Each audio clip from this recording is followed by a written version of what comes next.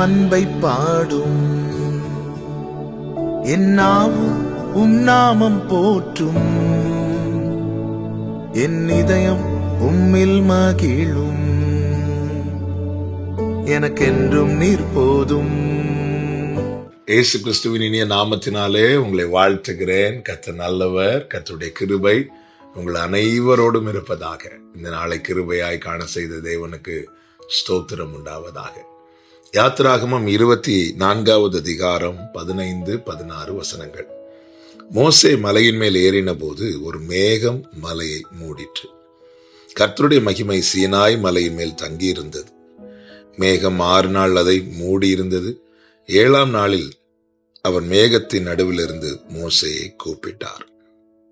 கர்த்தருடைய பரிசுத்த நாமத்துக்கு மகிமை உண்டாவதாக. எகிப்திலிருந்து இரத்தத்தால் மீட்கப்பட்டது மோசே மாத்திரம் அல்ல, 6 லட்சம் புருஷர்கள் இருந்தார்களாம். அவர்களுடைய மனைவிகள், பிள்ளைகள், ஏறக்குறைய 20 முதல் 30 லட்சம் ஜனங்கள்.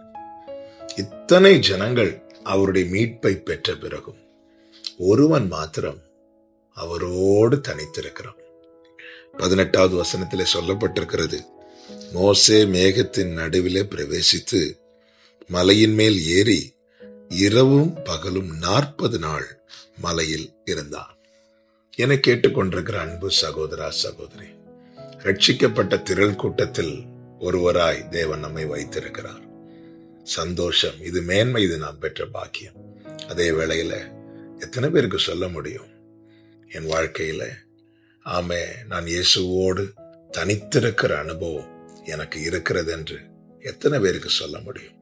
மோசேயை பாருங்கள், ஒரு பிரச்சனை வரும்போது மாத்திரம் அவர் பாதத்தில் போய் இருக்கிறவனாய் அல்ல, இரவும் பகலும் 40 நாள் தனித்திருந்தான் இயேசுவோடு.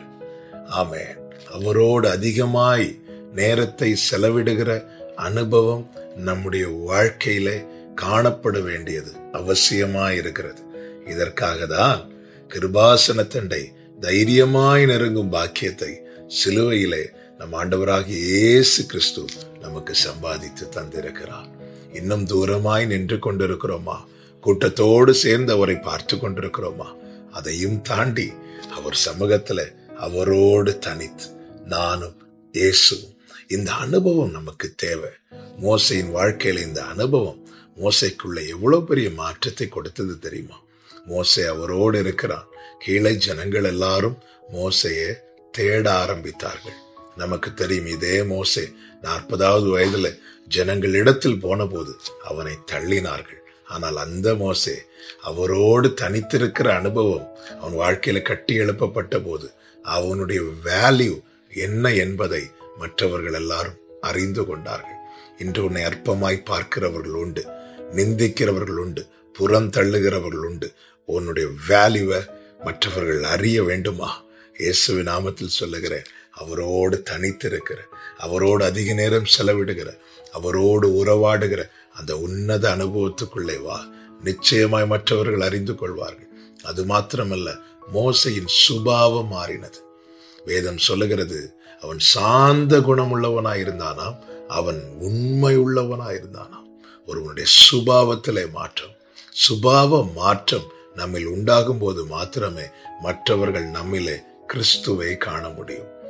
அவரோடு தனித்திருக்கிற அனுபவம் அவருடைய சாயலை நம்மில் வெளிப்படுத்துவதற்கு ஏதுவாய் நமக்குள்ளே மாற்றத்தை உண்டாக்கும். அது மாத்திரமல்ல, மோசையின் விருப்பங்கள் மாற்றப்படுகிறது, மோசையின் வேண்டுதல்கள் மாற்றப்படுகிறது. மோசை ஆரம்பத்துல ஆண்டவரிடத்துல கேட்ட காரியம் நமக்கு தெரியும். நீர் என்னோடு பேசினதற்கு முன்பாகிலும் பேசினதற்கு பின்பாகிலும் நான் வாக்கில் வல்லவன் அல்ல என்று தன்னுடைய குறை மாறும்படியாய் ஆண்டவரிடத்துல கேட்கிறான்.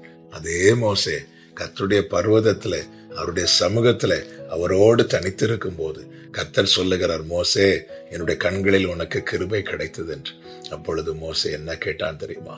உம்முடைய மகிமையை நான் பார்க்க வேண்டும். ஆமேன். அவரோடு தனித்திருக்கிற அனுபவம் பூமிக்குரியவைகளை நம்மை தேட வைக்காது, மகிமைக்குரியவைகளை, மேலானதை நாட வைக்கும்.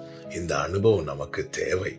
ஆமேன். நம்மோடு பேச, நம்மோடு உறவாட, நம்மோடு பழக, ஆமேன், ஆண்டவராகிய இயேசு கிறிஸ்து ஆயத்தமாய் ஆசையாய் இருக்கிறார். எனவேதான் லவோதிக்கேயா சபைக்கு சொல்லும் போது சொல்லுகிறார், இதோ வாசல் அருகேன் என்று நான் கதவை தட்டுகிறேன் என்று. கர்த்தர் நல்லவர். ஒவ்வொருவரும் இந்த அனுபவத்திலே வர ஆண்டவர் கிருபை செய்வாராக. ஜெபிக்கலாமா? எங்கள் நல்ல தகப்பனே, அப்பா, உம்மோடு தனித்திருக்கிற, உங்க சமூகத்துல தரித்திருக்கிற இந்த நல்ல அனுபவம் எங்களுக்கு வேணும். அதிகமாய் உம்மோடு நேரம் செலவிட, உம்மோடு உறவாட, இரவும் பகல் உங்க பாதத்துல தங்கி இருக்கிற இந்த நல்ல அனுபவத்துக்குள்ள எங்களை கொண்டு வருவீராக. நடத்தும், உருவாக்கும். இயேசுவின் நாமத்தில் பிதாவே, ஆமென்.